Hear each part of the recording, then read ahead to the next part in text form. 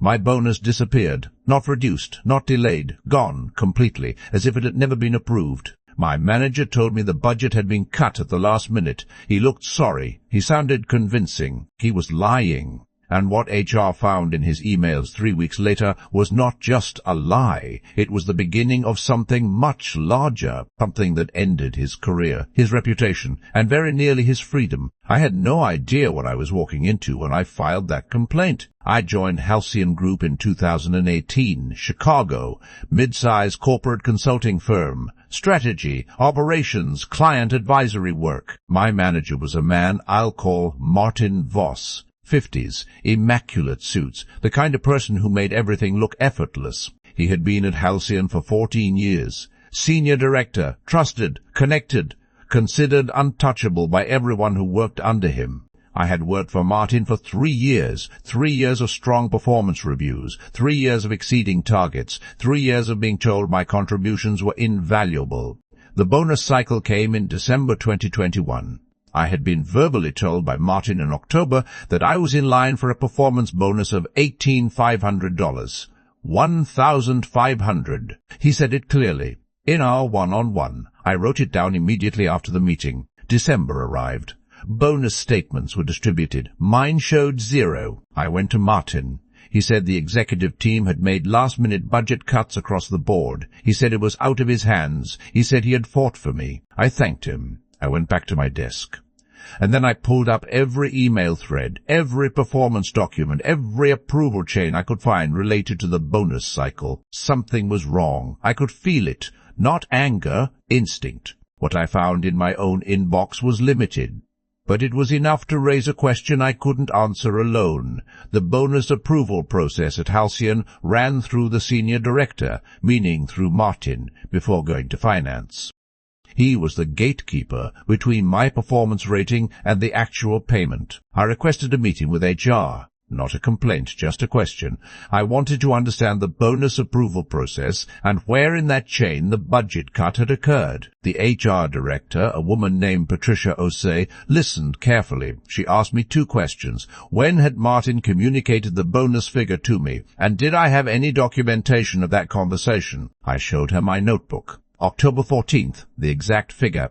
His exact words as I had recorded them within minutes of our meeting. Patricia's expression did not change, but something behind her eyes shifted. She said she would look into it and come back to me within 5 business days. She came back in 2. She asked me to come to her office. She closed the door. She told me that during a routine review of the bonus approval chain, some inconsistencies had been identified in the documentation submitted by my department. She did not tell me what those inconsistencies were. She told me a formal investigation had been opened. She told me it was confidential. And she told me very carefully that my bonus had in fact been approved and submitted to finance in full. Approved. Submitted in full. $18,500 with my name on it.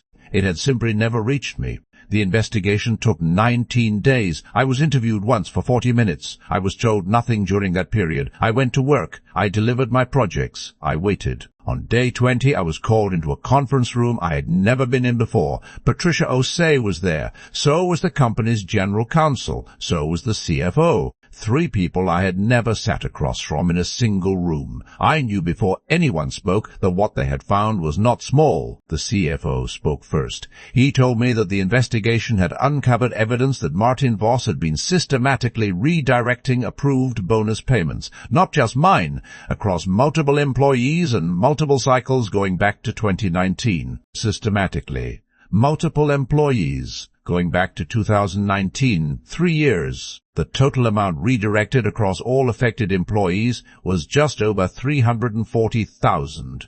Martin had been approving bonuses through the official system, then submitting amended documentation to finance that reduced or eliminated individual payments.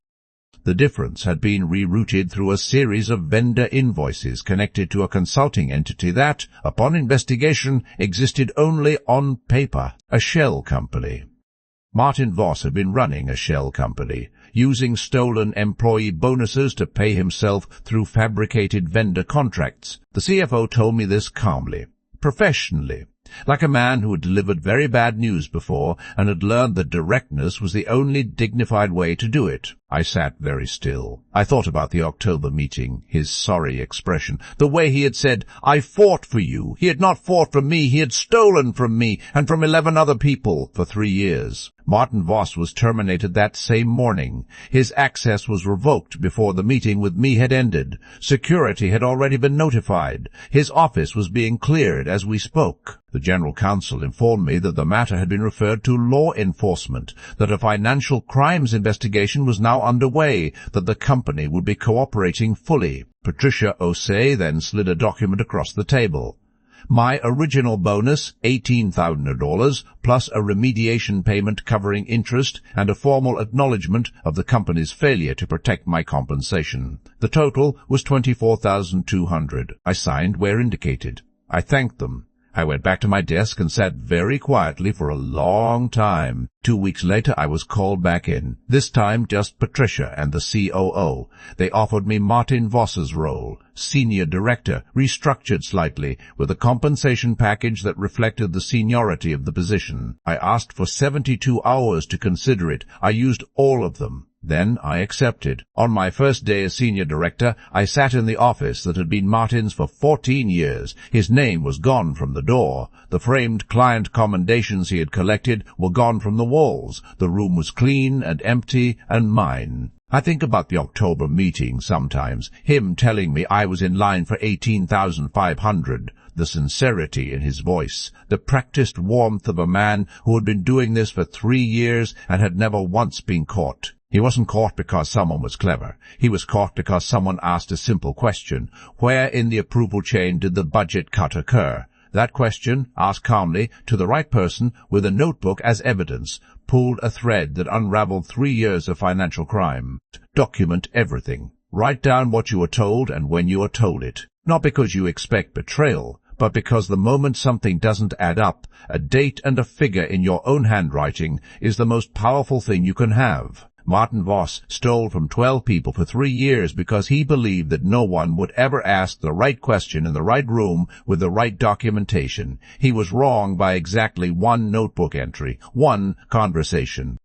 One person who decided that budget cuts deserved a follow-up question. So here is what I want to leave you with tonight.